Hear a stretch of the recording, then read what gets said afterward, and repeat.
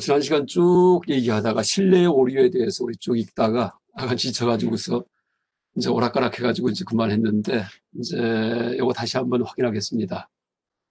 그 실내 오류에서 분리도리라는 거 두 가지죠. 분리도리. 그러니까 지금 여기 보면은 이제 한번 보겠습니다. 여기에 분홍색 해볼까요? 네. 분리. 그러니까 배제 관계가 없는 것이라고 이렇게 정의가 되어 있습니다. 배제 관계가. 또 도리, 돌은 이제 전도되다, 뒤집히다, 뒤집힐 도자입니다. 그러니까 도리일 경우에는 배제 관계가 전도된 것 이렇게 있습니다. 이제 예를 들었는데 약간 지금 이제 신뢰의 오류를 얘기하는 거예요. 그러니까 신뢰, 종인유 할 때 유의 오류에 대해서 지금 강의하는 겁니다. 이제 유의 오류를 읽고 있는데 이럴 경우에 이제 이법류, 그러니까 지금은 동법류가 아니고 이법류입니다. 그 연기와 불의 그런 추론식에서 그 불이 없는 곳에는 결코 연기가 없다. 마치 호수처럼 이게 이제 이법류예요. 이법류. 그러니까 다른 경우에 신뢰를 두는 겁니다.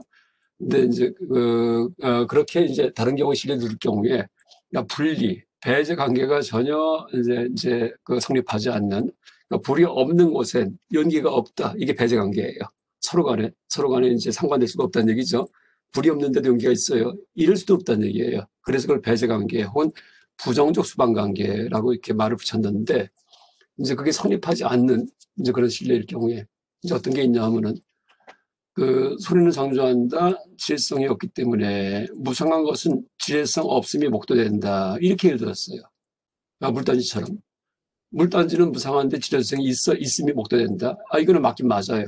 근데 이게 그럼 얘가 이거 하나만 있나 이제 따져보니까 무상한 것 중에서 지혜성이 없는 것도 있어요. 고통, 그렇죠? 이게 또 무상합니다. 고통, 괴롭다가 또 금방 또 편안해지기 때문에 쾌락, 기분 좋다가 또 금방 또 덤덤해지기 때문에 뭐 어둡고 밝은 거, 그렇죠? 이런 것도 다 뭐예요? 어둡다 밝다를 갖다 우리가 손으로 만질 수 없습니다. 지혜성이 없습니다. 고통도 손으로 만질 수가 없고 쾌락도 기쁨도 만질 수가 없어요. 지혜성이 없어요. 근데 어떻게 돼요? 왠지 그렇지만 무상한 겁니다. 이게 고통, 쾌락, 명함이 다 무상한 건데 무상한 것임에도 불구하고 지혜성이 어떻게 돼요? 이건 없는 거예요. 그러니까 신뢰에 있는 그런 부정적 수반 관계가 성립하지 않습니다. 그러니까 물단지일 경우에는 돼요. 일단은 말은 되는데 다른 예를 몇 가지 생각해 보니까는 전혀 상관이 없습니다. 그래서 이런 경우에 이제 분리, 배제 관계가 그러니까 이법류가 성립하지 않는다라고 얘기를 합니다. 그다음 다섯 번째 거 도리, 이거 뒤집어진 거. 그러니까 뒤집어진 거는 이 배제 관계 표현을 할 때 앞뒤가 바뀐 겁니다. 이런 거예요. 그러니까 불과 연기를 비유한다면은, 이제 지금 여기는 이제 다른 논증 써 있지만은, 연기, 불의 논증 추론식에서, 자선에 불이 있다, 연기가 있기 때문에, 이제 연기 있는 곳에 반드시 불이 있다. 마치 물단지처럼 한 다음에, 그 다음에 이제 이법률을 할 때는 주어를 바꿔야 된다는 얘기 했었죠. 전에 얘기할 때. 그래서 불이 없는 곳에는 연기가 결코 없다. 마치 호수처럼 이렇게 해야 되는데, 그걸 뒤집어 얘기합니다. 연기가 없는 곳에서는 결코 불이 없다. 마치 뭐 호수처럼. 연기가 없는 곳에서 불이 없을 수 있긴 있어요. 호수 같은 경우에. 근데 연기가 없는데도 불이 있는 경우도 있어요. 어느 경우에? 가스레인지 같은 경우에, 가스불 같은 경우에는. 그러니까 이제 이런 경우에는 어떻게 돼요? 앞뒤를 바꿔놨기 때문에. 그렇죠? 원래는 이제 이렇게 상주하지 않는 것은 무엇이건 질성이 없지 않다. 이런 식으로 이제 얘기를 해주는데 거꾸로 이 방향을 바꿔가지고서 앞뒤를 바꿔놓습니다. 그러니까 지혜성 없음을 갖다가 앞으로 써버리고 그 다음에 어떻게 돼요? 그 상주하지 않음을 다시 말해 무상함을 갖다가 뒤에다 써버립니다. 이렇게 앞뒤가 바뀌었어요. 이럴 경우에 앞뒤가 뒤집어졌기 때문에 그러니까 능립소립이 바뀌었기 때문에 도리다 전도된 그런 배제 관계다라고 얘기를 합니다. 그렇죠? 그래서 이제 지난 시간에 그냥 버벅거린 거 지금 정리하고 지나갑니다. 자, 그다음에 이제 지난 시간에 잘못된 논증에 대해서 이제 다시 종합합니다. 지금까지 뭘 얘기했냐 하면은 주장과 이유와 신뢰, 그러니까 종이 인유에서의 잘못을 지금까지 설명했다라는 이 책에서 이제 그런 종합적 설명입니다. 이건 새로운 얘기는 아니고요. 그래서 지난 시간 얘기했듯이 총 33가지가 있어요. 주장의 오류, 이유의 오류, 신뢰의 오류가. 그러니까 주장의 오류, 사종, 사립종 혹은 사종, 이외 오류, 사인, 실내 오류, 사유, 총 33가지가 있습니다. 지금까지 이제 쭉 강의했던 겁니다. 그죠? 위에 우리가 봤던 거. 그 다음에 이제 이렇게 그 추론시킬 경우에는 종인류가 있는 것은 뭐예요? 그런 걸 뭐라 불러요? 이거를 위타비량 이렇게 얘기합니다. 그러니까 위타비량은 위타량이기도 해요. 위타량. 양이 뭐죠? 뿌라마나. 인식 방법. 그러니까 양은 인식 방법이에요. 측량하다 할 때 양자인데 달다, 재다. 그래서 서울에 달다. 이것은 인식 방법입니다. 잘못된 인식 방법 혹은 잘못된 인식 수단을 지금까지 얘기했는데 이제 이런 것들은 전부 다 뭐예요? 추론실 경우에는 위타량이에요. 위타량. 왜? 3단 논법을 만들려면 말로 표현하는 건데 말로 표현하는 것은 남에게 전하기 위해서 표현하는 겁니다. 그래서 남에게 전달하는 비량을 위타비량 이렇게 합니다. 위타비량 혹은 위타비량이죠. 남에게 전달하는 것 중에서 효율량은 있을 수가 없죠. 효율량. 여러분 내가 먹은 소금 맛을 갖다가 남에게 전달할 수 있어요? 직접 맛보게 할 수 있어요? 안 됩니다. 똑같은 소금을 먹어도요. 그 사람이 어떻게 맛을 느꼈는지 전혀 내가 몰라요. 그렇죠? 내가 달콤한 뭘 먹었는데 사과를 먹었습니다. 똑같은 사과를. 근데 나는 참 맛있어요. 근데 어떤 사람은 사과 먹더니 막 퇴퇴 뱉어요. 맛이 이상하다고. 왜냐고 물어봤더니 방금 양치했답니다. 양치. 그러니까 똑같은 사과인데 그 사람한테는 사과 맛이 다르게 느껴져요. 귤이든지 양치한 다음에 귤 사과 먹으면 맛이 다르잖아요. 근데 그걸 내가 느끼지 못합니다. 절대. 그렇죠? 그러니까 효율량일 경우에는 절대 남을 위해서 효율량을 갖다가 전할 수가 없다는 얘기예요. 나만 합니다. 나만. 여러분 하나 더 얘기하면 여러분 일체 유심조 한 다음에 내가 붙여다 하는 얘기 있죠. 그게 다 뭐냐면요. 위자량의 세계예요. 무슨 얘기냐면 주관적 관점에서는 세상에 나 혼자 삽니다. 그러니까 내가 붙여라는 얘기가 별 얘기 아니에요. 주관적 관점. 그러니까 운전자 관점에서 세상 바라볼 때는요. 세상에 나밖에 없어요. 살아있는 건 나밖에 없어요. 눈에 보이는 남들은요. 이게 살았나 죽었나 로봇인지 신용하는지 알 수가 없어요. 남이 맛본 사과 맛도 내가 모릅니다. 그러니까 주관의 세계에서는 잠을 잘 때도 나는 나 홀로 잡니다. 홀로 꿈을 꿉니다. 남들은 다 같이 자요. 잠을 잘 때 꿈을 꿀 때 나타나는 거는요. 지금 내가 깨어있을 때도 마찬가지예요. 남들은 다 껍데기예요. 그 속은 몰라요. 그러니까 주관적 관점이 철저해지면은요. 세상에 나 하나밖에 없습니다. 그렇죠? 그럼 내가 부처님이고 내가 절대자죠. 그렇죠? 그래서 그거 별 얘기 아닙니다. 그래서 이제 관점을 객관적 관점으로 보면 나는 우주에서 진짜 점도 안 되는 작은 존재인데 점뿐이 안 돼 나는요. 객관적으로는 그러니까 바깥에서 나를 바라볼 때 바깥에서 자동차 바라보듯이 나를 바라볼 때 그렇게 내가 시점을 잡으면은 근데 주권자 관점에서 운전자 핸들 잡고서 자기 차를 바라볼 때 이런 식으로 이제 세상 바라보면은 세상의 중심이 나옵니다. 그래서 이제 내가 펼친 세상이고 내가 거두는 세상이에요. 번뇌를 내면은 번뇌, 탐욕, 분노, 교만 이런 것들 한 맺힌 거 이게 아직 남아 있으면은 또 세상이 펼쳐지고 내가 만듭니다. 일체유심조. 그거 다 제거해 버리면은 그렇죠? 탐욕, 분노, 교만 세상에 대한 그거 다 제거하면 세상이 거두어집니다. 사라집니다. 뭐예요? 열반, 아라한 이렇게 얘기합니다. 어쨌든 남을 위한 것은 다 말을 표현하는 거고 남을 위하는데 효율량은 있을 수 없다. 남을 위한 어떤 인식, 알면서 효율량은 없습니다. 그래서 지금 잘못된 논증에 대한 건 전부 다 위타량에 대한 것이다. 위타량. 특히 또 위타 비량이다. 비량. 남을 위한 추리. 그래서 이제 그럼 위자량은 뭐냐 하면 두 가지가 있어요. 효율량은 당연히 위자량이에요. 저 효율량은요. 효율량이 뭐예요? 직접 지각이죠. 이거는 나밖에 모릅니다. 그렇죠? 나밖에. 나한테 맛본 사과 맛이든지 내가 맛본 소금 맛이든지 내 눈에 비친 세상이든지 이 주관의 세계는 남들은 절대 못 들어와요. 나밖에 없습니다. 그러니까 효율량은 당연히 위자량이에요. 나를 위한 인식 이렇게 됩니다. 또 비량 중에도 3단 논법까지 가지 않는 거 이것도 나를 위한 겁니다. 위자량이에요. 그러니까 저기서 연기가 나요. 저 산에서. 그때 이거 불 났구나 하고 금방 알죠. 이거는 비량이에요. 효율량이 아닙니다. 왜? 불은 눈에 안 보이니까 연기만 보이기 때문에 저 연기 밑에 불이 있겠구나 하고 아는데 정확합니다. 근데 그게 즉각 떠오릅니다. 즉각. 그래서 이제 그런 식의 비량은 위자량이에요. 그래서 다시 정리하면은 위자량은 두 가지가 있어요. 나를 위한 그런 알면 두 가지가 있어요. 효율량, 비량. 남을 위한 하나가 있어요. 뭐예요? 비량인데 뭐예요? 삼지작법으로 표현된 위타 비량 하나만 있습니다. 이제 거기에 대해서는 지금까지 오류에 대해서 쭉 설명했었습니다. 자, 또 이 정도 얘기하고요. 그 다음에 또 밑에 쭉 내려가다가, 자, 서예진 씨. 우리 학생인지 아니면은, 만학도신지 모르겠습니다. 좀 읽어주면 좋겠습니다. 서예진. 마이크 켤 수 있어요? 마이크를 켜고서. 네, 여기 있습니다. 서예진, 돼요? 네, 네네. 됐죠? 예, 예. 여기 어디부터 읽냐면은요, 위자랑부터 읽어주면 돼요. 한글만 읽으면 됩니다. 네. 조금만 기다리세요. 윤곽내가 없애고서 좀 크게 키울게요. 잠깐만요. 네, 됐습니다. 네, 읽어주세요. 반면에 자기 자신의 이해를 위해서는 현량과 비량의 두 가지만이 올바른 인식 방법이다. 현량의 정의, 그 중에서 현량이란 개념을 떠난 것이다. 이름과 유 등의 개념을 떠난 것으로 형상 등의 대상에 대한 지식인 것, 그것은 각각의 감관에 대해 작용하기 때문에 현량이다. 네, 거기까지요. 현량의 정의를 이제 지금 뭐예요? 이건 샹카라스바민, 상갈라주가 이렇게 이제 정의했는데 간단합니다. 그냥 개념을 떠난 거, 개념 아닌 거, 이게 현량이에요. 근데 후대에 다르마키니티, 이게 지금 이 샹카라스바민, 이 정준의 저자는 디그나간이 제자점으로 이렇게 추정을 합니다. 제자. 디그나간 아니기 때문에, 진난 아니기 때문에.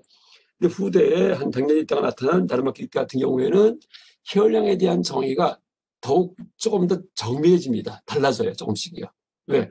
비판을 자꾸 받다 보니까 그런 비판을 피하기 위해서 나중에 제가 이제 조금 소개하겠습니다. 그래서 이 혈량이든지 비량이든지 여기에 대한 정의가 시대가 흘러가면서 훨씬 더 발전하고 정밀해지고 남이 비판 못하게끔 그렇게 탄탄해집니다. 근데 어쨌든 지금 디그나가 논리학에서의 어떤 혈량의 정의는요, 그냥 개념이 아닌 것, 개념지가 아닌 것. 개념지가 뭐예요? 여러분, 개념, 그 다음에 보편, 그러니까 특수에 대해서 보편, 그 다음에 일반자, 특수에 대한 일반자, 공통점, 그 다음에 뭐예요? 그 이데아, 플라톤이 얘기한 이게 다 동의어다라는 얘기했죠. 다 같은 말이에요. 머리 굴릴 때 쓰는 가장 기초적인 단위가 개념이에요. 하나의 단어에 의해서 표현됩니다. 그러니까 산, 돌, 나무, 소, 고양이, 말 이런 것들 이게 다 개념이에요. 삶, 죽음, 길다, 짧다 이게 다 개념이에요. 하나의 의미체입니다. 의미체. 이게 개념인데, 그거는 외부 세계에 있는 게 아니고 우리 머릿속에 있습니다. 머릿속에. 그렇기 때문에 혈량은 뭐예요? 머릿속에서 일어나는 게 아니고 외부에서 들어오는 게 혈량이기 때문에 개념을 떠난 것이다. 개념과 무관한 것이 혈량이다. 이렇게 얘기합니다. 개념에 들어가면 벌써 혈량이 아니에요. 뭐예요? 이건 비량이에요. 그러니까 불교에서는요, 이제 가장 원초적인 비량은 개념지다. 개념에 대한 암. 그러니까 눈앞에 컵을 보고서 컵하고 떠오르죠. 컵 금방 알죠. 이게 바로 비량이에요. 아까 위자량이 혈량과 비량 두 가지가 있다는 얘기했죠. 이 중에 이제 뭐 컵하고 아는 거, 소구나 소, 고양이 이렇게 금방 아는 거 이게 다 비량입니다. 그러니까 그 이름이 붙어서 아는 거 이게 다 비량이에요. 왜? 옛날에 그걸 본 적이 있기 때문에 저렇게 생기면 고양이다. 저렇게 생겼다. 그러므로 저것은 고양이다. 이런 추리가 순식간에 일어납니다. 근데 이제 물론 여기에서 저렇게 생기면 고양이다 할 때 이것이 있으면 저것이 있다라는 방식으로 긍정적으로 표현되기 때문에 이게 논리적 오류가 발생할 수 있습니다. 그래서 이걸 부정적으로 이제 표현을 해가지고서 그러니까 저렇게 생기지 않으면 고양이가 아니다 이런 식으로 그러니까 고양이가 아닌 것은 저렇게 생기지 않았다 이런 식으로 이제 디그나가 논리학에서 정의를 해요. 그걸 뭐라 불러요? 타의 배제, 아니야, 보아 이렇게 얘기합니다. 아까 얘기했던 그 배제 방식이 있죠. 불이 없는 곳은 결코 연기가 없다. 이게 배제 방식이에요. 배제 방식의 어떤 그 근거인데, 그러니까 불을 논증할 때 배제 방식의 그 토대가 뭐냐면은 배제하는 방식, 그러니까 부정적 표현의 토대가 뭐냐면은요, 불이 없는 곳은 결코 연기가 없다. 근데 저기에는 연기가 있어요. 그러므로 불이 있다. 이게 3단 논법인데, 개념적인 알미 들어올 때 그런 식으로 들어간다는 얘기예요. 긍정적으로 저렇게 생긴 것은 뭐 이제 귤이다. 근데 저것은 저렇게 생겼다. 그러므로 귤이다. 이렇게 들어온 게 아니고요. 그러니까 귤이 아닌 것은 저렇게 생기지가 않았다. 근데 저것은 저렇게 생겼다. 그러므로 귤이다. 이런 식으로. 저 귤이 아닌 것은 저렇게 생기지 않았다가 뭐예요? 아니야, 아포예요. 귤이 아닌 것. 이걸 배제해버리죠. 저렇게 생기지 않았다 하면서. 아포아 이론이 이제 조금 어렵긴 한데 이게 아주 분명한 얘기입니다. 지금 아니아포아에 대해서도 이제 한번 여러분 타의 배제 불교 논리학 책들 보세요. 서양 거든 일본 거든 지금 제가 설명한 것처럼 설명한 데 없습니다. 전부 다 헤매고 있어요. 뭐가 뭔지 몰라요 지금요. 아니아포아가. 제가 이제 조만간 아니아포아 타의 배제에 대해서 이제 하나 논문이든 글 쓰면서 논리와 반논리라는 책을 하나 구성할 겁니다. 뭐 하나 더 얘기하면은요. 여러분 제가 강의하지만은 이게 논리학 개론서에 나오지 않는 얘기가 많습니다. 또 하나 얘기하면은 전체가 다 이게 연기법이에요. 이거는 제가 이 비밀인데 그냥 여러분한테만 왜냐하면 이제 학문적 비밀이에요. 왜? 벌써 공개해버리면 누가 또 이제 표절해버리기 때문에 뭐냐면은요. 우리가 앞에서 얘기했던 이것도 그냥 다 공개하겠습니다. 뭐 내가 논문 안 쓸 수도 있으니까. 제가 논리와 반논리 책을 지금 구성하는데 거기서는 이제 다 쓸 거예요. 그 내용을 얘기할 텐데 지금 여기에서 상주하지 않는 것은 무엇이건 질성이 없음 목도된다 이렇게 써 있죠. 그렇죠? 또 무상한 것은 무엇이건 질성이 있음 목도된다 이렇게 써 있죠. 이게 바로 연기법이에요. 연기공식입니다. A면은 반드시 B다. B가 아닌 것은 결코 A가 아니다.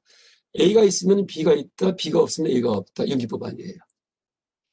디그나가 논리학에 이제 이걸 비아프티, 그러니까 주연관계라 얘기하는데 이게 전부 다 연기법에 다 된 겁니다.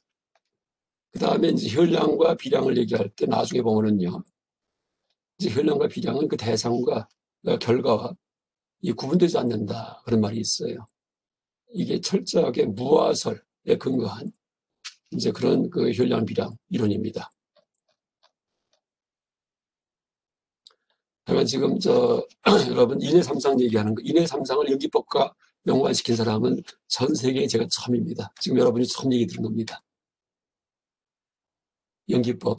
그러니까 불이 있는 곳은 연기 없는 곳에 불이 없다든지 이게 부처님 연기 공식. 이것이 없으면 저것이 없고 이것이 있으면 저것이 있고 이것이 생하면 저것이 생하고 이것이 멸하면 저것이 멸하는데 연기 공식인데 이제 그것이 디그나가 논리학의 토대가 됩니다. 그래서 이제 제가 이제 논리와 반논리 책을 쓴다는 얘기를 했는데 제가 퇴직하기 전에 쓸 겁니다. 그게 이제 제 학교 재직하면서 이제 마무리하는 그 책이 될 텐데 이제 그 안에서 이제 그 얘기를 할 거예요. 그때 논리가 바로 지금 얘기를 합니다. 그러니까 논리는 논리지만 철저하게 연기법에 근거한 논리학이다라는 이제 그런 얘기를 하기 위해서. 근데 그냥 내가 얘기하면 안 되고 다르마키니티 논리학 책에서 이제 그것도 찾아내야 됩니다. 찾아내서 이제 전거 되면서 이제 앞으로 작업을 할 겁니다. 근데 여기 보면은요, 요겁니다. 두 가지에서 바로 그 지식은 그대로 인식 결과이다. 이 두 가지가 뭐냐 하면 혈량과 비량에서 뭐예요? 나를 위한 위자량, 그러니까 내가 혈량, 직접 지각하는 거, 내가 직접 순간적 추리가 일어나는 거, 이 두 가지에서 그 알문, 지식의 진한함, 알문, 바로 인식의 결과다. 또 그것은 또 인식 방법이기도 해요. 인식 방법하고 인식 결과가 구분이 안 돼요. 결과가 방법입니다. 뭐예요? 이게 바로 무학 공사상에 근거한 그런 인식론이에요. 그러니까 불교 말고 불교 바깥의 학파에서는 인식 방법이 따로 있고 자아가 따로 있어, 아트만이 따로 있고 인식 대상이 따로 있고 인식 결과가 다 따로따로 있습니다. 그러니까 다 실체론이에요. 근데 불교는 그렇게 따로따로 인정하지 않아요. 오직 존재하는 것은 매 찰나찰나 그러니까 순간적으로 일어나는 이제 그런 어떤 알의 흐름만 있을 뿐이지, 알의 흐름, 지식의 흐름만 있을 뿐이지, 아는 자가 있고, 아는 대상이 있고, 알의 방법이 있고, 알의 결과가 있고, 이렇게 나눠지지 않습니다. 그래서 이렇게 나눠지지 않는, 이게 분별되지 않는 이제 그런 식의 어떤 논리학을 이제 구성한 것이 불교 논리학의 특징입니다. 나중에 반논리학 책 쓸 때 이제 이런 얘기를 다 넣을 겁니다. 그리고 또 지금 이런 얘기는 지금 여러분 불교 논리학 개론서 어딜 뒤져보세요. 안 나옵니다. 전혀. 자, 이 정도 얘기하고요. 자, 혈량에 대해서 이제 아까 개념을 떠난 것 아주 너무나 단순하게 정의했습니다. 그래서 다르마키리티가 나중에 이제 이 정의를 개선합니다. 이왕 말 나온 김에 지금 어차피 시간도 없으니까 그냥 얘기를 하겠습니다. 어떻게 개선하는지.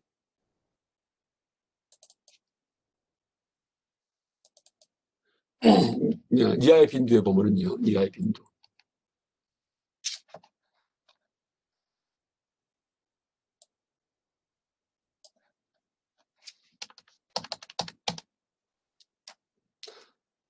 자, 이거 보세요. 자, 혈량은 뭐라고 돼 있어요? 개념을 떠난 것으로. 이건 아까 똑같아요. 하나가 더 붙었어요. 환각이 아니다. 그렇죠? 이 하나 더 붙습니다. 하나만 더 붙는 게 아니고 이제 그 다음에 개념의 정의를 갖다 여기 밑에다 합니다. 이거 혈량보다도 말에 결합될 수 있는 최상적 인식이 개념이다. 이렇게 정의해 놓고 그 다음에 이제 또 뭐냐면은 환각에 대해서 또 설명을 해요. 환각에 대해서. 이제 개념을 떠나고 눈병. 눈에 병이 들면 뭐가 보이죠? 눈에 여러분 막 검정색 먼지 같은 게 막 날아가는 비문증이라고 있어요. 날아다니는 무늬, 비문증. 이러면은 막 뭐가 보여요. 그거 혈량이에요? 그거 혈량 아니란 얘기예요. 또 빠른 움직임, 뭐예요? 여러분, 이 성냥불 켰다 끈 다음에 껌껌한 밤에 막 돌리면 동그라미가 보입니다. 동그라미가 실제 있어요? 아니에요. 실제 있는 것은 그 빨간 성냥불 점만 하나 있어요. 그러니까 빠른 움직임 때문에 동그랗게 보이는 거, 이거 혈량 아니에요. 배 타고 가기. 배 타고 있는데 갑자기 산이 절로 쫙 갑니다. 산이 움직이네? 했는데 보니까 이게 혈량이에요? 아니에요. 배가 움직인 거 아니에요. 근데 산이 움직였다는 착각이 듭니다. 버스 타고 있을 때 옆에 버스가 지나가면은 뭐예요? 내 버스가 가는 줄 알았는데 보니까는 옆에 버스가 간 겁니다. 그렇죠? 그러니까 그 얘기예요. 또 흥분. 뭐 흥분, 나는 뭐 무슨, 흥분 등 이런 착각까지 일어난 적이 있을까? 재채기 심하게 하면은요, 그럼 눈에 막 별이 보입니다. 번쩍번쩍 하면서. 아마 그런 걸까? 아까 흥분해갖고서 막 화가 나서 막 뭐가 보이고 이런 적은 나는 없습니다. 그러니까 여러분 중에 이제 그런 게 있을지 모르지만은, 그러니까 이런 것들이 초래하지 않은 인식이다. 이렇게 추가한다는 얘기예요. 다시 말해, 환각이 아니다. 이걸 추가합니다. 이게 다르마키리띠의 혈량의 정의의 개선이다, 개선. 그러니까 디그나가의 정의를 이렇게 개선합니다. 후대에 가서. 왜냐면 아까 이제 임명 입종으로 해서 그냥 개념을 떠난 것이다 라고 딱 해버리면은 그거는 눈에 헛것이 보일 때 그것도 개념지는 아니에요. 번쩍번쩍하니까. 그러니까 재채기 심하게 했을 때 막 별이 번쩍번쩍합니다. 이것도 혈량이네요. 이렇게 얘기할까봐. 그걸 배제하기 위해서 다시 정의를 갖다가 보완합니다. 아마 누가 논문 썼을지 모르는데 디그라가 논리학과 다르마키리토 논리학의 차이점 갖고서 이 논문 써도 좋습니다. 뭐 이건 너무나 쉬운 거예요. 이거 비교만 해보면 됩니다. 근데 이게 물론 비교하려면 내용에 대해서 내가 아주 쉽게 파악을 해야 돼. 이게 뭔 얘기구나 하고서는 딱딱딱 파악해야 되는데 그 이해력이 없으면 논문 못 씁니다. 디그나가 논리학 지금 임명입종이론 완벽하게 내가 이해를 했어요. 그 다음에 나중에 다르마키리토 논리학 완벽하게 이해했어요. 그 다음에 각각 정의 비교합니다. 비교. 어떻게 이제 달라지는지. 그럼 또 하나의 좋은 테마의 그런 논문이 될 수가 있습니다. 근데 그러기 위해서는 이제 기본 그런 문헌에 대한 완벽한 이해. 그냥 완벽한 이해라는 얘기는 무슨 얘기냐면은 누가 물어보더라도 예를 들어가지고서 얼마든지 설명해 줄 수 있는 이런 식의 이제 소화된 이해, 이게 있어야지만 비교 가능합니다. 그리고 이름과 유등의 개념 떠난 것으로 형상 등의 대상에 대한 지식인 것. 그렇죠? 이제 그것은 각각의 감관에 대해서 작용하기 때문에 혈량이다. 악시아가 눈이라는 뜻이에요. 악시아. 뿌라띠가 뭐에 대해서라는 뜻입니다. 그래서 뿌라띠 악시아다. 뿌라띠 악시아가 혈량의 범어 언어입니다. 뿌라띠 악시아.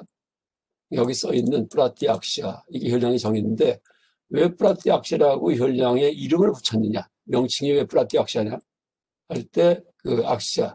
그러니까 각각의 감관 혹은 악시아가 원래 눈인데 그러니까 눈에 대해 눈 앞에 나타난 것이기 때문에라는 그런 뜻이기도 합니다. 여러분 이 정의에 보면은요 환상이 빠져 있어요. 환각, 그렇죠? 각각의 감관에 대해서 작용한다. 그렇죠? 재채기 심하게 할 때 번쩍번쩍 별이 보이는 거 이것도 눈에 작용합니다. 근데 혈량은 아니죠, 그렇죠? 그래서 이제 디그나가의 어떤 정의, 샹카라 스바민의 정의지만은 디그나가를 그냥 그대로 계승합니다. 이 정의에서 부족한 점을 이제 미비점을 보완해서 다르마키리트가 다시 이제 재정비한다. 불교 논리학을 그렇게 얘기할 수 있겠습니다. 그 다음에 그 다음 것도 읽어주세요. 이제 비량부터. 아까 서예진. 비량의 정의. 비량이란 증인의 토대를 두고 이루어지는 대상에 대한 조망이다. 자, 거기까지요. 증인이 뭐냐면은 자선의 불이 있다, 연기가 있기 때문에 이렇게 얘기할 때 연기가 증인이에요. 증명의 근거, 이게 증인입니다. 링가. 전문 용어는 링가 이렇게 하는데 제가 이제 전에 얘기했을까요? 링가가 원래는 남자 성기를 링가 이렇게 얘기해요. 여자 성기는 요니. 그래서 이제 증표. 아마 이게 아기 태어났을 때, 아들인가 딸인가 할 때 증표를 보죠. 아마 거기서 빚었던 것 같습니다. 이게 증표. 그래서 이제 어쨌든 링가가 증인이에요. 증명의 근거가 이제 링가입니다. 그래서 그 자선의 불이 있다, 연기 있기 때문에 할 때 연기가 바로 증인이다. 연기의 근거를 두고서. 그렇죠? 아, 불이 있구나 압니다. 그 다음에, 자, 또 읽어보죠. 그 다음 또 읽어주세요. 그런데 증인에는 세 가지 조건이 있다고 말한 바 있다. 그러므로 비량의 대상에서 여기에 불이 있다든지 소리는 무상하다고 하는 지식이 발생되는 것, 그것이 비량이다. 그렇죠. 거기까지 했습니다. 증인에는 세 가지 조건이 있다. 뭐예요? 그러니까 연기는 세 가지 조건을 갖춰야지 돼요. 그러니까 인의 삼상, 우리가 얘기했었죠. 이것도요. 뭐예요? 변시종법성, 동품정유성, 이품변무성. 그렇죠? 동품정유성, 뭐예요? 주제에 반드시 소속되어 있어야 됩니다. 그 저산의 불이 있다 연기가 있기 때문에 했는데 연기가 반드시 저산에 있어야 돼요. 그러니까 저산의 불이 있다 연기가 있기 때문에 했는데 연기가 이산에 있으면 안 됩니다. 이산에. 그러니까 저산을 보고서 논증하는데 여기가 이산에 있어요. 그건 안 되죠. 그게 이제 그게 변시 종법성이에요. 이제 첫 번째. 그다음 동분정의성. 같은 경우에는 반드시 이제 하나 이상 있어야 됩니다. 이분변물성. 다른 경우에는 절대 없어야지 돼요.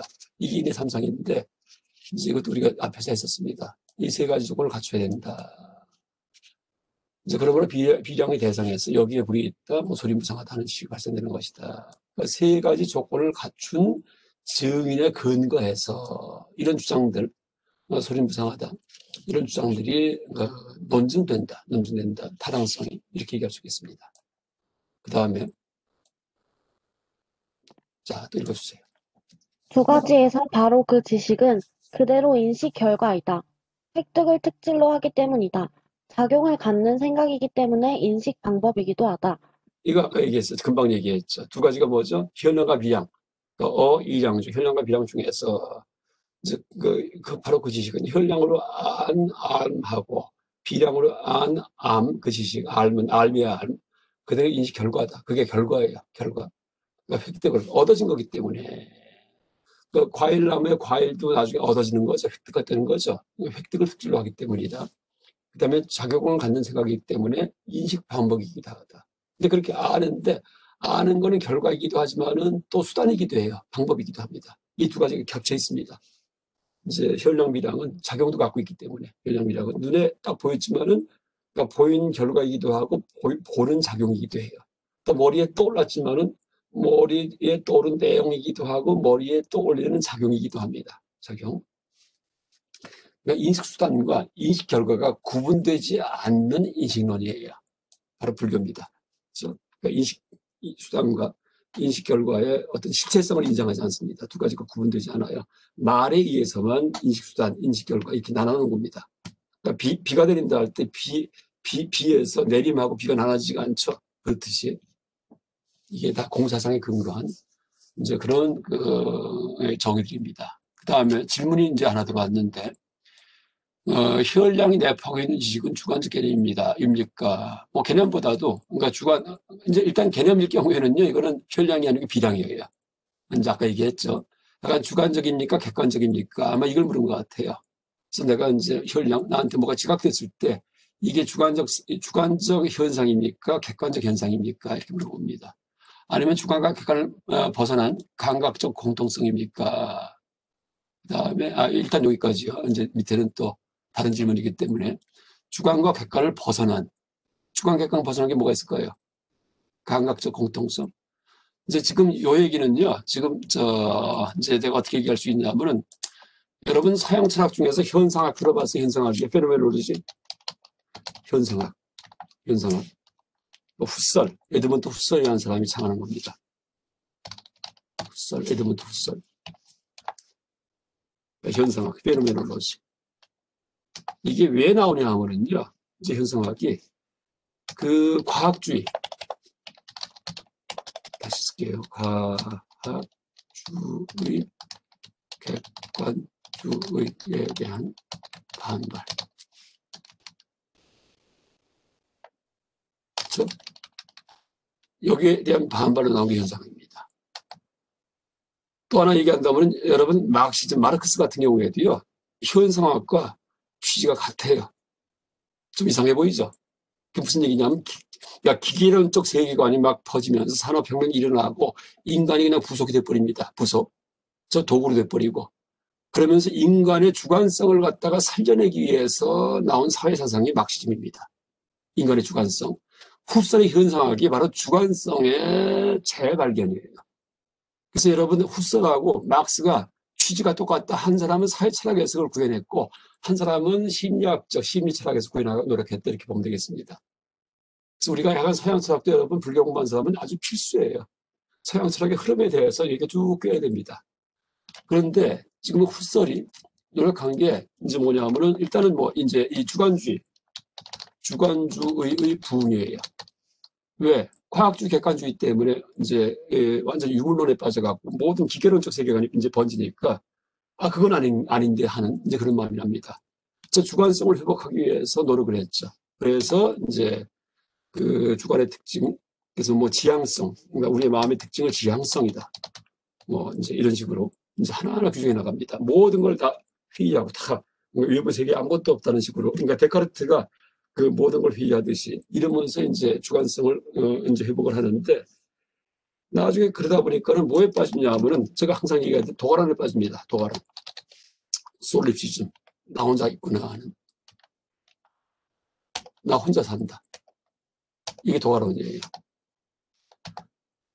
그러니까 세상에 나오지 산다는 도가란에 빠지는데 그러면은 남과 대화하고 남에 대해서 어떻게 얘기할 것인가. 남과의 관계를 갖다가. 그러니까 객관세계를 어떻게 정의할 것인가 하고 고민하다가 어떤 개념을 창안하냐면요. 이제 가한주관성. 그러니까 이제 오직 주관만 존재한다까지 갔는데 도가란이 바로 주관만 존재한답니다. 오직. 이게 도가란이에요.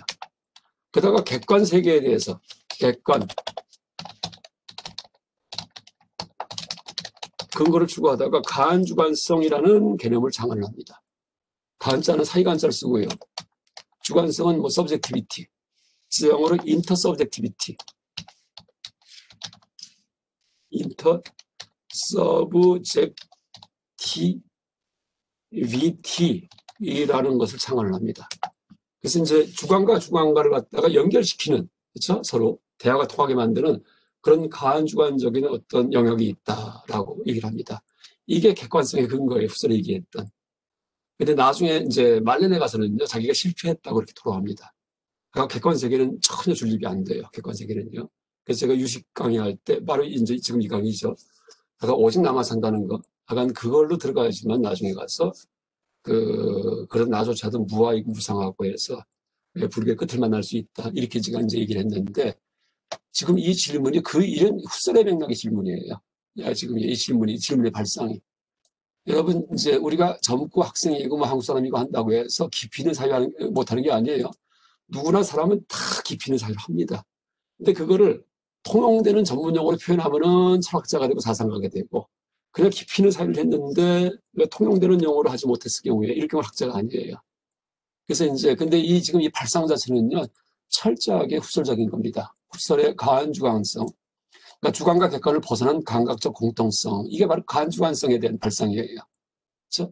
나만 있는 것도 아니고 또 바깥만 있는 것도 아니에요. 틀림없이 나만의 세계가 있기 때문에 그 나와 남을 갖다가 연결시키는 그 영역. 이걸 가한주관성 이렇게 부릅니다.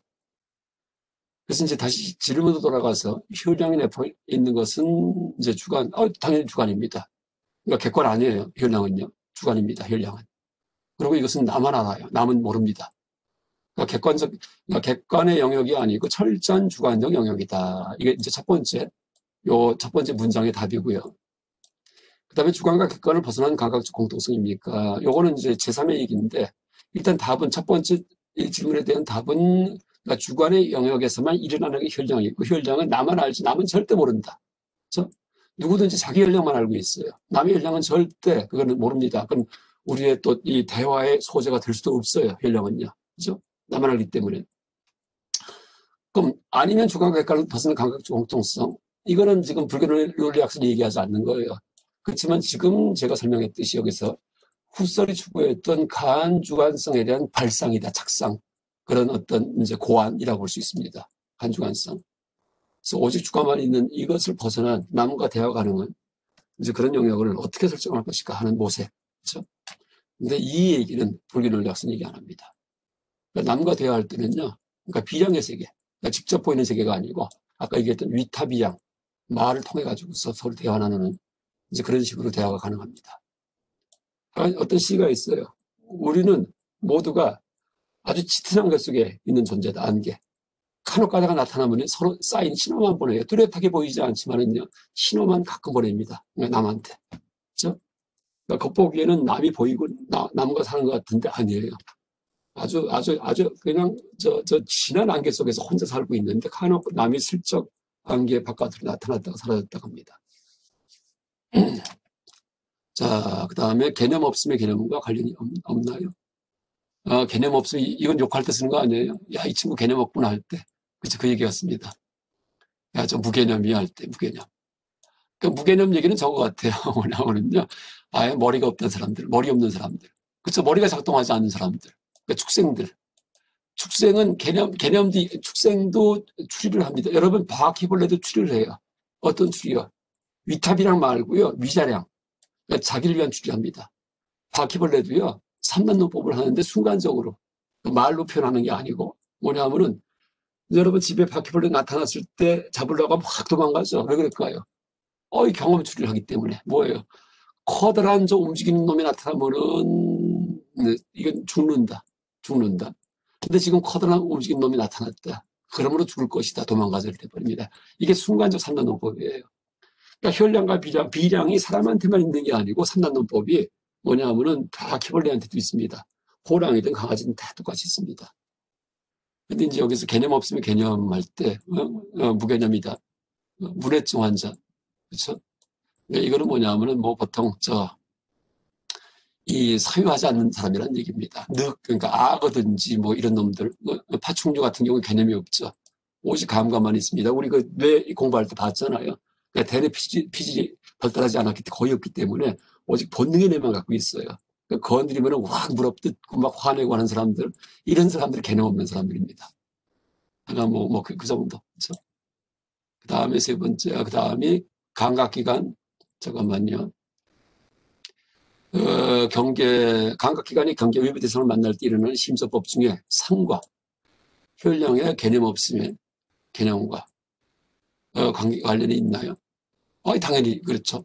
그 색수상행식 할 때 이 상이 들어가면 개념의 세계예요. 그러니까 상부터는 개념이에요. 그러니까 상부터는 비량의 세계입니다. 상부터는요. 그러니까 수의 세계, 그러니까 수의 세계하고 상 이전에 혈량이 들어갑니다. 그러니까 상은 뭐냐면은 그러니까 수상행식할 때 심서법 중에서 이제 상이긴 하지만은 심서법이긴 하지만 오온의 상이기도 해. 똑같아요. 그러니까 5275법의 상온하고요. 이제 오온의 상온하고 똑같습니다. 같은 겁니다. 의미가. 근데 상은 이제 범어로 쓰면 쌈주냐예요. 쌈주냐. 쌈주냐 알타이. 쌈주냐입니다. 아마 쌈자를 그냥 M자 이렇게 써도 됩니다. 뭐 둘 다 상관없어요. 그 쌈주냐가 이게 상인데 이거는 두 가지 말이 결합된 거예요. 쌈이란 말하고 주냐란 말하고. 쌈은 뜻이 뭐냐면은요. 이게 함께 뿌라띠띠아 쌈은 바다가 연기인데 쌈 우뚜바다 할 때 쌈도 함께합니다. 연기할 때. 인연이 모여서 기전하는 거. 그 다음에 이제 이 주냐는 뭐냐면 암이란 얘기, 암.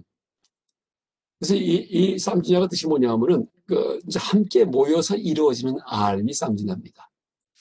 그래서 이걸 이제 제가 아마 얘기했을 겁니다. 그러니까 심리적 연합.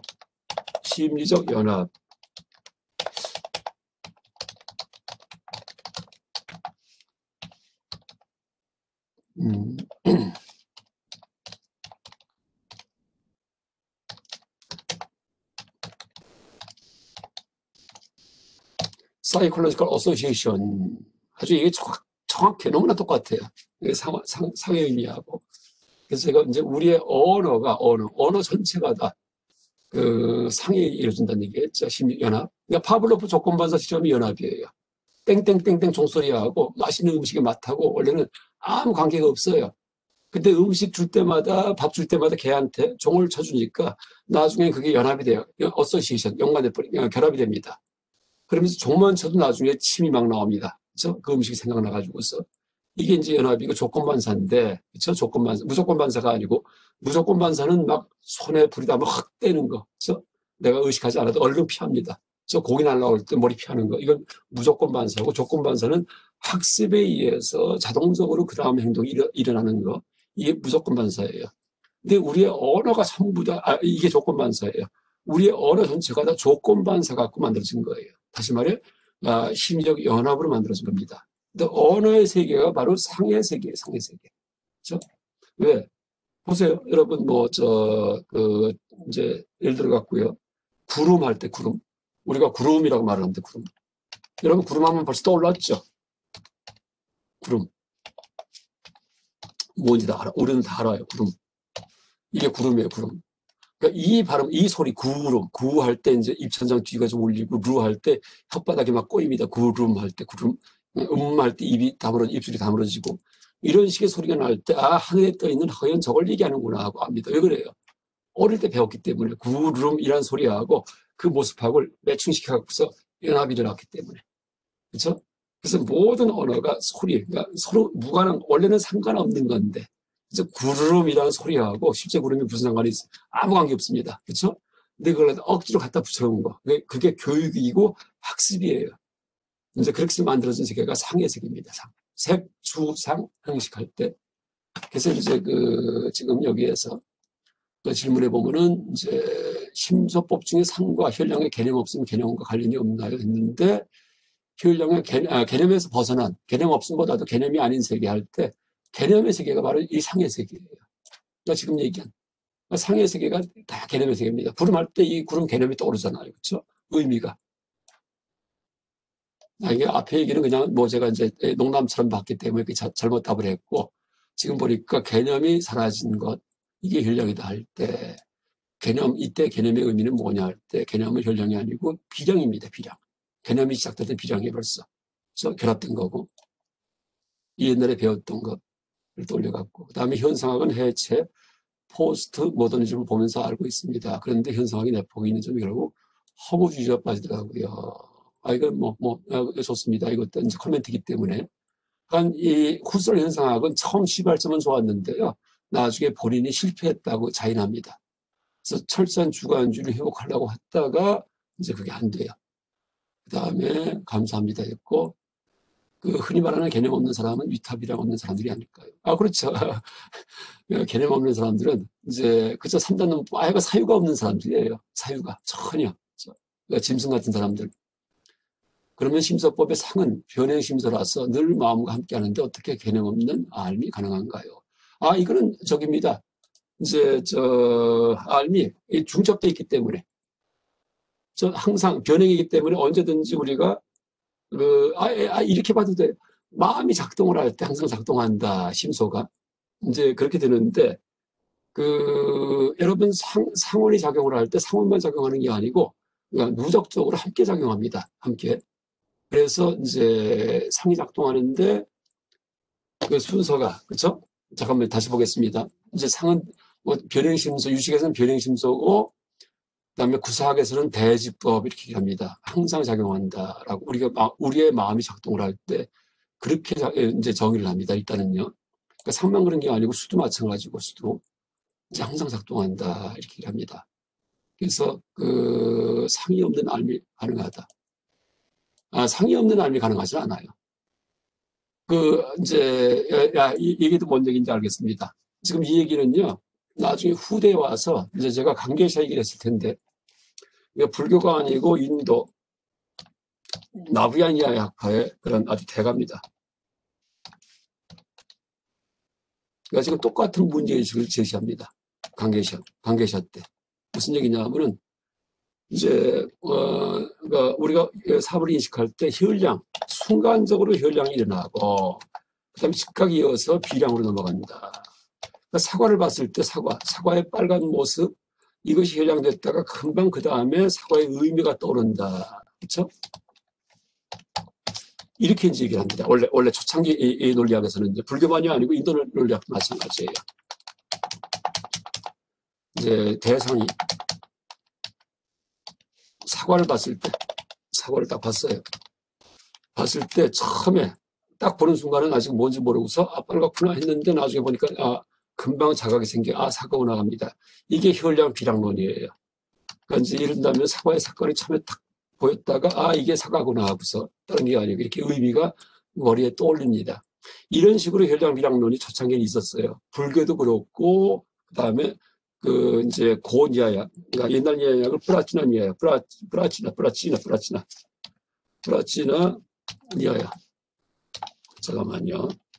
나 부르고. 그다음에 강제샤의 니아야를 나부야 니아야.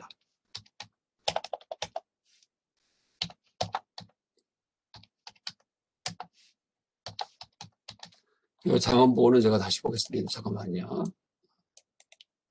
상음 단음보호는 좀 다릅니다. 잠깐만요. 지금 금방 찾습니다.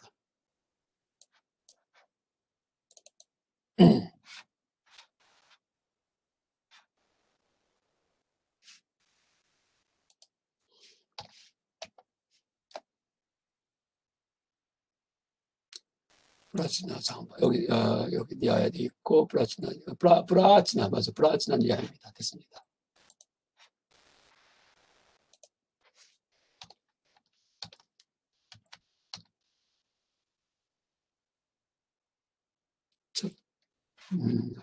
잠깐만 다시 한번 봅니다. 니아야 플라치나 니아야. 니아야도 마찬가지 장엄이죠.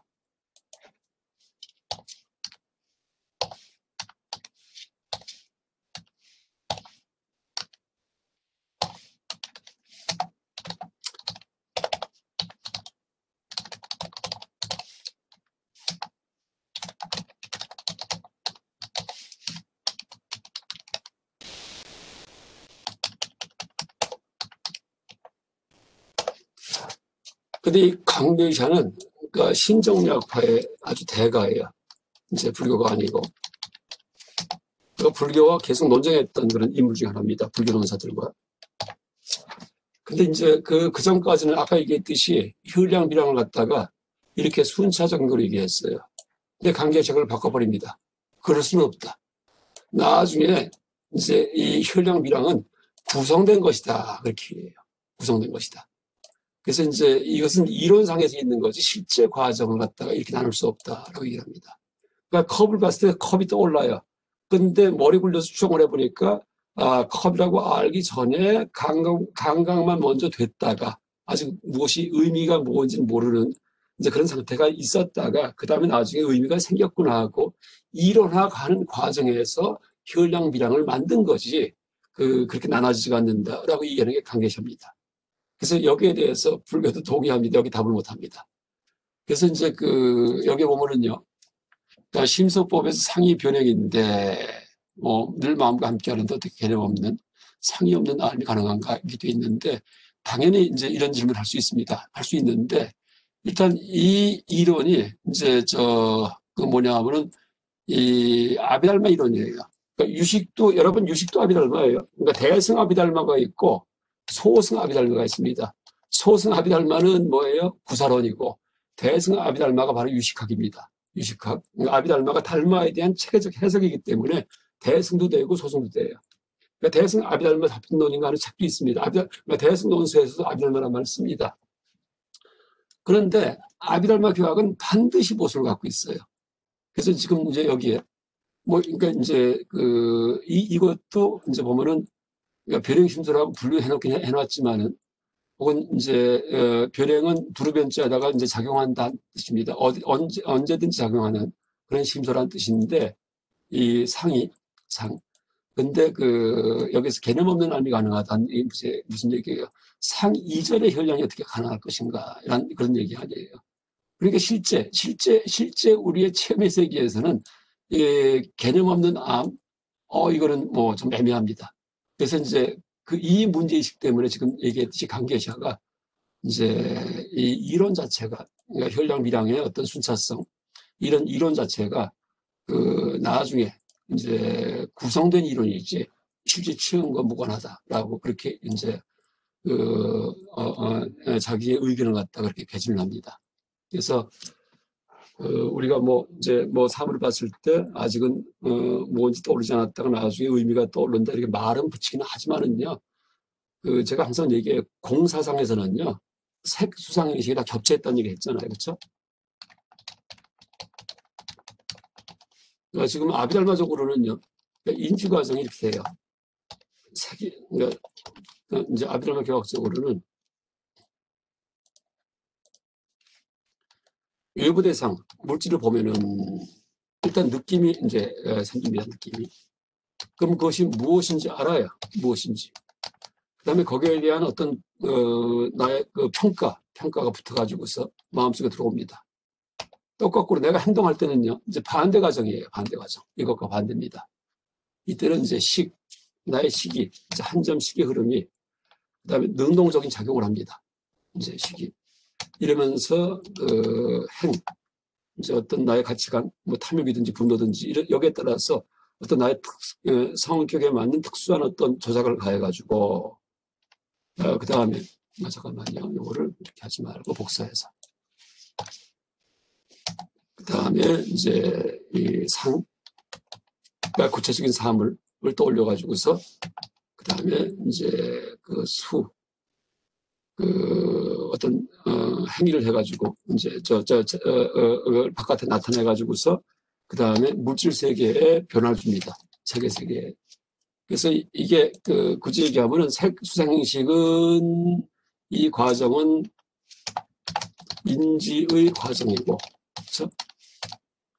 그러니까 인푸트. 이거는 뭐예요? 운동의 과정이에요. 행위의 과정. 방향이 반대입니다. 그래서 이때는 이제 구심성 신경이 작용을 하고, 뭐 이때는 원심성 신경이 작용을 한다. 이렇게 이제 말을 할 수 있겠습니다. 그러니까 아비달마적으로 분별하면 이렇다는 얘기예요. 그런데 실제 세계에서는요, 이렇게 되지가 않아요. 이게 나눠지지가 않습니다. 그러니까 제가 얘기했어요. 그 실제 세계에서 무엇이 색이고, 무엇이 수고, 무엇이 상이고, 무엇이 행인지 모른다는 얘기했습니다. 눈앞에 있는 컵을 딱 들고서 이 컵이 세 개의 뭐예요? 오온 중에 한번 찾아보세요. 세 개예요? 색이죠. 물질이죠. 컵. 그럼 수예요? 수예요. 여기 느낌이 들기 때문에. 상이에요? 상이에요. 컵이라는 생각이 떠올랐기 때문에. 행이에요? 행이에요. 여기에 대한 나의 여러 가지 의지가 이제 어떤 나의 가치관에 따라가지고 작용하기 때문에. 시기예요? 시기예요. 안심 눈에 보이기 때문에. 그러니까 지금 눈앞에 컵을 들었을 때는요, 오온이 중첩되어 있어요. 원래는요. 그러니까 컵만 그런 게 아니고 세상 만사가 다 중첩되어 있어요. 그래서 색, 수상 형식을 나눈 거는요, 교화 방편 때문에 할 수 없이 나는 것이 실제 시험의 세계에서 나눠지지 않습니다. 그래서 이제 더 나간다면은 이제 그 선생들, 오도성에서, 그쵸? 하늘땅이 막 뒤집어 엎어지고, 뭐, 제가 항상 예를 드는 게 참 좋은 오도성이 효봉스님 오도성이에요. 바다 밑 제비집에 사슴이 알을 품고 타는 불속 거미줄에 고기가 차를 다리네. 아주 엉망진창입니다. 바깥 세계가 그렇다는 얘기예요. 상직상입이에요. 그래서 뭐 다른 얘기를 한다면은 이런 반야신경에서 색즉시공 배웠죠. 공직시세. 또 수상형식 역부여시 배웠죠. 수상형식 수도 공이에요. 상도 공이에요. 그 다음에 행도 공이에요. 식도 공이에요. 근데 이제 보세요. A가 B예요.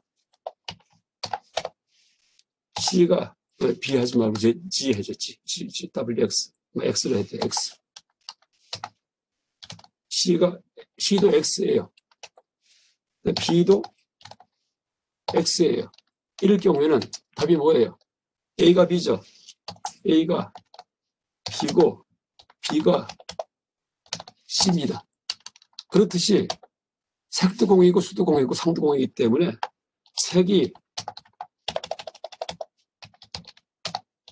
수고요. 수가 상이고요. 상이 행이에요. 행이 식이에요. 부처님이 마른 또막대기고요. 그다음 마상근이고 달마설애가 뜰 앞에 산 나무입니다. 그러니까 화두 공안의 색입니다. 그렇죠? 그러니까 상관없는 것처럼 생각됐던 것들이 다 도무치가 돼버린다는 얘기예요. 저 물질이 느낌인데 느낌이 생각인데 생각이 의지인데 의지가 마음입니다. 그렇죠? 이게 이제 서원승들의 화두 공안의 경지고 오도성의 경지입니다. 그래서 우리가 이제 이렇게 아비달마 교학이든지 분별적 가르침을 대할 때는요, 그냥 이 차원에서 방편으로서 그러려니 하고 이제 대해야지 이걸 따지고 들어가면은요, 다 무너집니다. 다. 물론 따지고 들어가야지 돼요. 언제? 공사상. 그러니까 불교의 끝은 이렇게 이런 아비달마 교학을 암기하는 게 끝이 아니에요. 우리 생각 다 무너뜨리는 게 끝입니다. 뭐예요? 멸성제. 그러니까 12연계 환멸문, 사성제, 멸성제, 아니면 반야 공, 아니면 선에서 얘기하는 본래 무일물. 이게 불교 수행의 목표예요. 그러니까 불교 수행이 인지 정화에 인지를 정화하는 거, 우리 삶의 세계를 밖에 씻어내는 거, 이 최종 이 종점은요, 모든 게 사라지는 겁니다. 그러니까 실제 그걸 우리가 누구든지 갖고 있어요. 그게 바로 불성이에요. 인지정화. 인지정화의 상태가 불성이고 그게 뭐예요? 탈이분법이고 흑백론을 초월한 거고 뭐예요? 그게 바로 뭐예요? 중도의 자리입니다. 그러니까 지금 이 아비달마 교학을 대하다가 혹은 분별적 가르침을 대하다가 의심이 나는 이유는 불성이 있기 때문이에요. 또 설명을 해주면은 이해가 돼요. 그렇구나 하고서 왜 그래요? 내가 원래 알고 있는 거기 때문에. 그렇죠? 흑백 논리가 잘못됐다는 거 누구나 지금 다 알고 있는데 의식하면 안 됐을 뿐이에요. 그래서 이제 중도 상태의 마음을 누구나 갖고 있습니다. 그러니까 이제 이 교학 이렇게 보다가 분별적 가르침 이걸 보다 보면은요, 이상하다고 자꾸 의심이 납니다. 그래서 이제 이 분별적 가르침은 그냥 그 차원에서 그냥 이해를 하고요. 그 다음에 의심이 날 경우에는 뭐 좋습니다. 더 파고 들어가지고서 다 무너뜨리면 됩니다. 그럼 지금 얘기했듯이 그래서 행이 상이고 상이 수고, 수가 식인데 식이 행이다 이렇게 됩니다. 그래서 이제 이 마삼근이고 하는 그런 화두공안의 경지까지 갈 수 있겠습니다. 그렇죠? 그리고 이제 철저하게 지금 이 불교 논리학은 다 방편의 논리학이에요. 용수 스님의 저자로 되어 있는 논리학 책이 하나가 있어요. 제목이 방편신론이에요.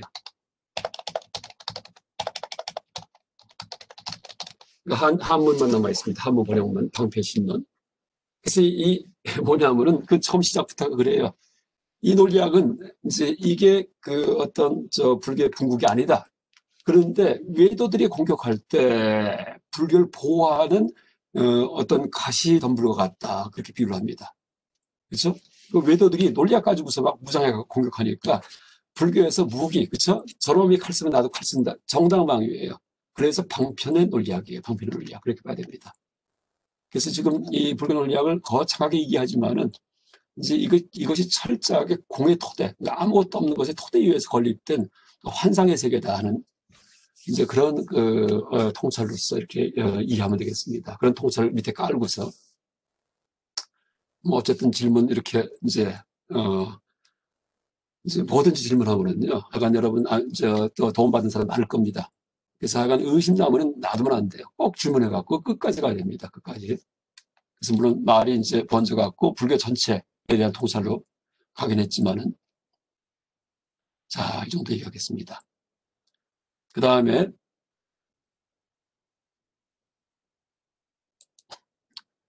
그 색즉시공일 경우는 세계 본성이 공이다. 세계 실체가 없다는, 이거는 이제 말만 갖고 얘기한 겁니다. 그리고 이제 뭐 다른 것보다도 지금 제가 얘기했잖아요. 컵을 들고서는 이게 색이냐 수냐 할 때 말 못 붙인다는 얘기예요. 이제 또 질문이 또 들어왔습니다. 색즉시공이란 말은 세계 본성이 공이다라고 하는 말인 것이기에 그러니까 무슨 얘기냐면 물질의 정체를 추구하면은 정체불명이 된다는 얘기예요. 그러니까 물질 정체불명이고 수도 색수상식 수 느낌도 정체불명이고 다 정체불명이에요. 그럼 뭐예요? 색이나 수나 그거란 얘기입니다. 그렇죠? 그래서 이제 다 정체가 확실할 경우에는 색은 수가 아니고 수가 행이 아니고 행이 상이 아니고 상이 식이 아니고 다 달라야 됩니다. 분별의 색입니다. 그런데 정체를 추구하다 보니까 다 무너집니다. 정체불명이에요. 그래서 이제 그렇게 그 동치류 표현에도 전혀 모순이 없다라는 그런 얘기입니다. 언어의 세계에서. 그 다음에 체험의 세계에서 이거 체험의 세계는 뭐 당연히 색소랑시 동일하죠. 이건 제가 예를 들었잖아요. 지금 이제 제가 혹시 영상을 켜고서 한번 얘기를 해보겠습니다. 영상 켜고서. 이제 보세요. 이제 컵이 있습니다. 이 컵의 오온 중에서 뭔지 맞춰보세요. 한번요. 한번 분별해보세요. 색이죠. 물질이죠. 그 수가 아닌가요? 수도 돼요. 수는 세 가지가 있어요. 고수, 락수, 불고불락수. 이 컵 눈으로 볼 때 괴로워요? 그건 아니에요. 고수는 아니에요. 그럼 즐거워요? 그것도 아니에요. 락수도 아니에요. 그럼 어때요? 그냥 그래요. 그럼 불고불락수예요. 저 수도 돼요, 지금요. 이게 수예요. 지금 딱 들었을 때. 그 다음에 색수, 상도 돼요. 자, 이렇게 하면 뭐예요? 컵이죠. 그러면은, 잠깐만요. 이렇게 하면 뭐예요? 이거 시계죠. 컵이다, 시계다, 딱딱 떠오르는 게 상이에요. 그렇죠? 이렇게 할 때, 이게 상입니다, 상.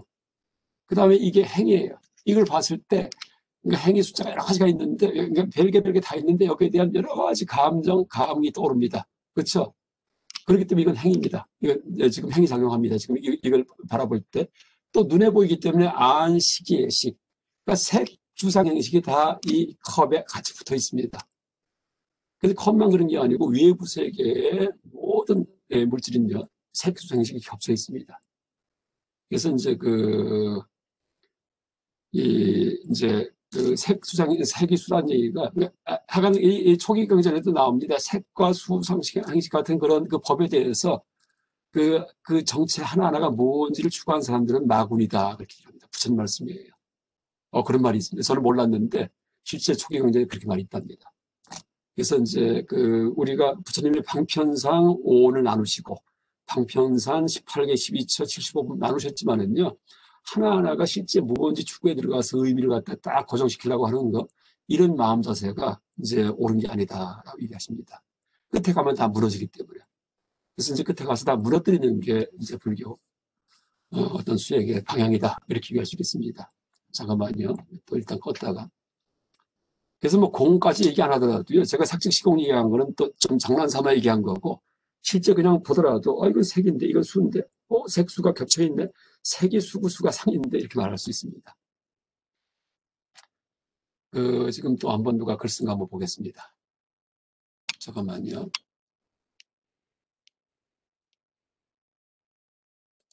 체험의 세계에서 색수상식 동일하다. 그건 뭐 지금 다 설명했죠.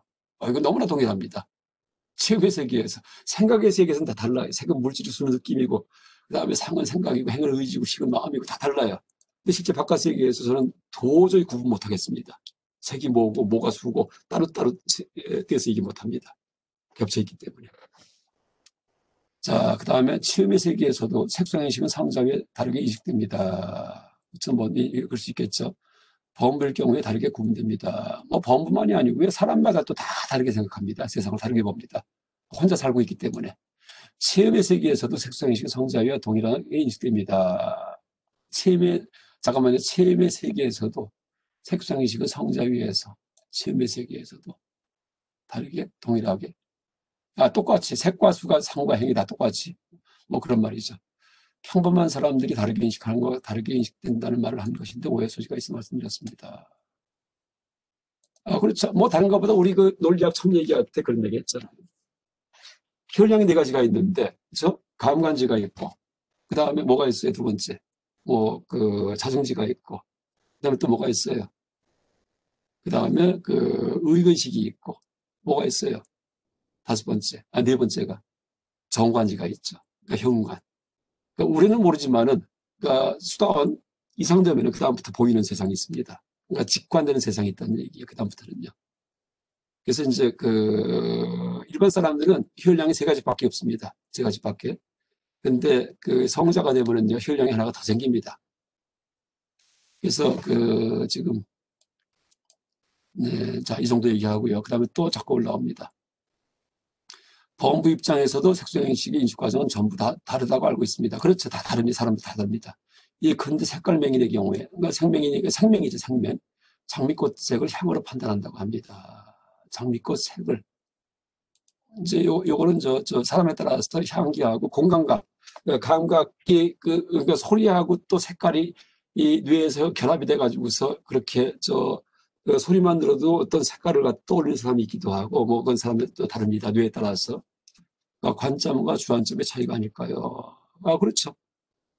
그러니까 다들 세상 다르게 보고 있어요. 그러니까 남이 지금 어떻게 보는지 내가 짐작도 못 합니다. 제가 한번 얘기했을 거예요. 제가 이 주관의 세계에 대해서, 그러니까 주관의 성체에서라는 시를 한번 여기서는 읽었나 안 읽었을 것 같은데, 안 읽었을 것 같습니다. 제가 한번 보겠습니다.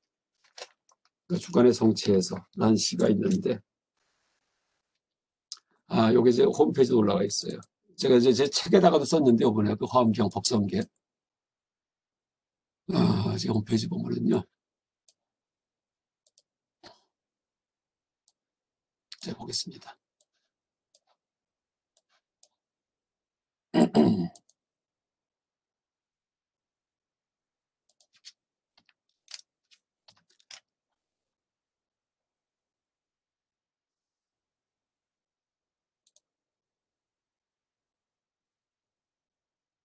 이겁니다. 이건 좀 누가 읽어줬으면 좋겠는데. 박정부 선생님 읽어줄까요? 내가 지금 보기 좀 네, 쉬네. 교수님, 제가 읽겠습니다. 네.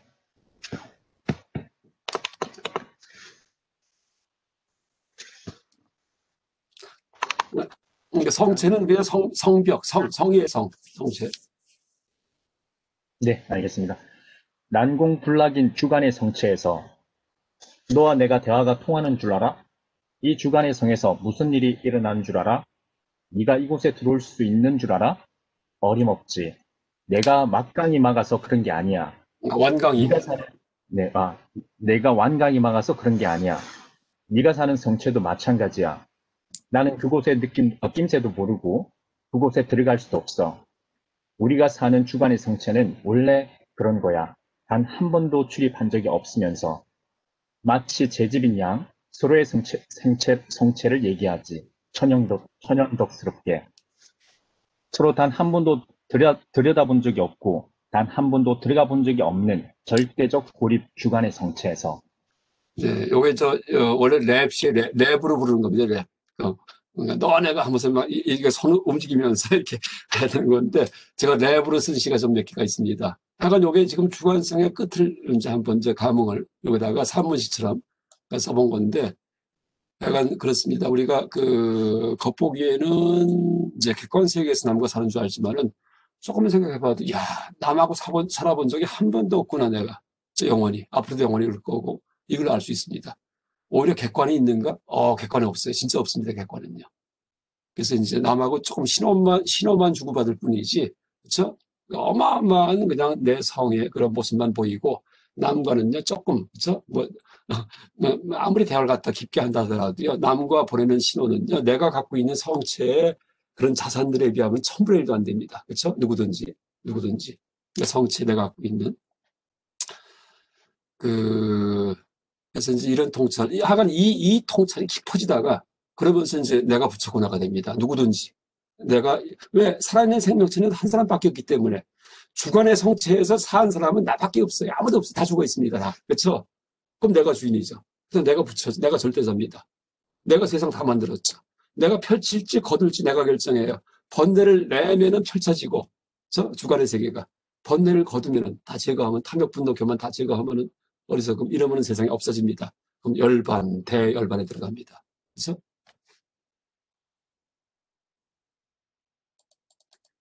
자, 시간이, 아직 5분 남았습니다. 예. 자, 예, 밑에 또 이렇게 칭찬하시는 말씀도 올라왔습니다. 그러면 어떻게 교화가 된 걸까요? 부처님 어떻게 비유들? 지금 신호교환 하잖아요. 신호교환 해가지고서 교화하잖아요. 얘기를 하긴 하는데, 그러니까 선교 방편, 아무나 교화하는 게 아니고, 부처님만이 아니고, 그건 서로 신호교환 하면서 대화가 통하죠. 그죠? 말을 하기도 하고, 이러면서 이제, 우리가 살아갑니다. 이거는 이제 굳이 다 맞지 않더라도.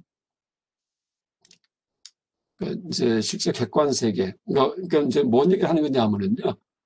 이제 항상 어떤 말이나 주장 같은 경우에는 그냥 홀로 말이 나타난 게 아니에요. 어떤 주장도 마찬가지고. 항상 뭐에 대해서 그걸 시정하기 위해서 사상과 말이 나타납니다.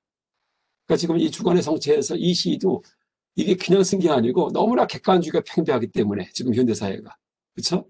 과학주의, 물리주의, 피지컬리즘, 그다음 메티어리얼리즘, 물질주의, 그다음에 객관주의, 오브젝티비즘, 이게 너무나 심해요. 실제는 객관이 허구인데 그 허구가 세상을 지금 움직이고 있습니다. 허구가. 그러다 보니까 사람 사는 게 힘들다는 얘기예요. 요새 와서는요. 그러니까 옛날 같으면 주관과 객관이 적절하게 그게 밸런스가 맞았는데 지금은 너무나 다들 이 마음이 그러니까 비교의 세계 속에 나와 있다는 얘기예요. 객관 세계는 비교의 세계입니다. 잘나고 못나고 있습니다. 다 피곤해요. 먹고 사는 거는 옛날보다 훨씬 잘 먹고 사는데 더 피곤해요. 왜?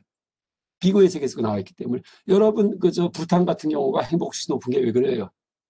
그런 사람들은 다 주관의 영역이 더 큽니다. 남과 대화를 나누더라도요. 비교하고 남과 이런 거 없습니다. 그렇죠? 그 운전자 관점으로 사는 이제 그런 그 시점이 큽니다. 그러니까 불교가 들어있기 때문에, 불교가 젖어 있기 때문에, 그러니까 불교 중에서 까귀파, 북박까귀, 까귀파의 교리가 이제 불교인데, 까귀파가. 그래서 지금 이 얘기도 뭐 어떤 주장을 하는 게 아니고, 지금 이 시대가 이제 잘못 나가고 있기 때문에, 그러니까 객관주의, 물리주의, 그다음에 비교, 너무나 피곤한 비교의 세계. 이게 만연하기 때문에, 이제 그래서 자꾸 이제 강조하는 것일 뿐입니다. 잠깐만요. 또 있습니다. 또 여기 보면은 또 좋은 얘기가 또 자꾸 나오는데. 어떻게 비유를 교화시켰을까요? 그거는 뭐, 그거는 부처님까지 가지 않아도 돼요. 내가 어떤 누구 말을 듣고서, 이해가 돼서 내가 조금 뭐가 달라졌어요. 내가 어떤 책을 보고서, 이해가 돼서 좀 달라졌어요. 그런 방식으로 교화가 된 겁니다. 그럼 되겠죠. 그쵸? 그 다음에 대주는 한술사가 돌로 마차 말과 마블 만들어갖고 범을 교화한다는 이유가 있습니다. 교화자도, 교화 대상도 없다. 중생에게 방편만 있다. 그렇죠. 뭐 이런 얘기는 많이 합니다. 환술사가, 그죠? 이제, 아까 공사상 비유할 때 그렇게 많이 얘기해요. 회쟁론에도 나와요. 회쟁론에. 그러니까 어떤 비구 스님이 이제 어떤 여인에 대해서, 참 아리따운 여인에 대해서, 이제 그게 아니에요. 이게 됩니다. 환술사가 만든 어떤 여자의 모습이 있어요. 근데 진짜 사람같이 생겼습니다. 그래서 어떤 남자가 거기에 대해서 애정을 느껴요. 너무나 그냥 아름다워가지고서 너무나 좋아합니다. 막 짝사랑하듯이.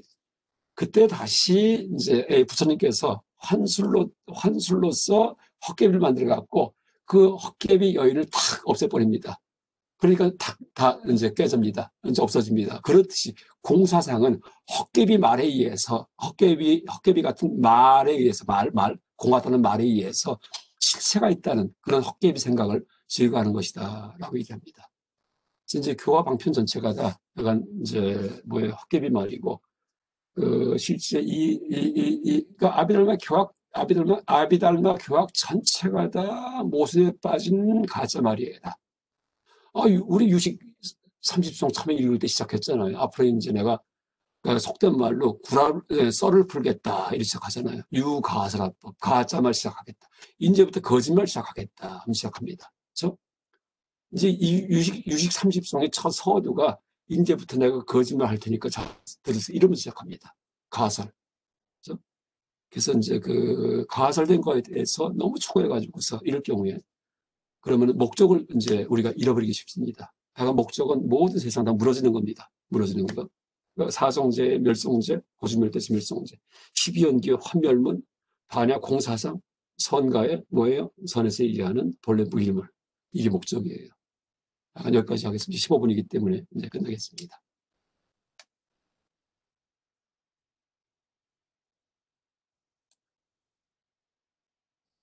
하간 구사론이 대단합니다. 하간 구사론은 어려워요. 이 분별 이렇게 얘기하지만은요, 이거 보통 얘기 아닙니다. 예. 자, 여기까지 하겠습니다. 감사합니다. 또 하나 얘기하면 여기 카톨릭 신자 있는데 우리 이런 거 없습니다. 우리 불교 신자도 아니고 카톨릭 신자도 아니고 개신교 진짜 세상에 없습니다. 이거는 다 세속에서 그렇죠? 편가르기 할 때 하는 얘기입니다. 그냥 오직 진리 추구하는 생명체만 있을 뿐이다. 아마 이런 자세가 좋을 것 같습니다. 자, 일단 녹화기 끄고요.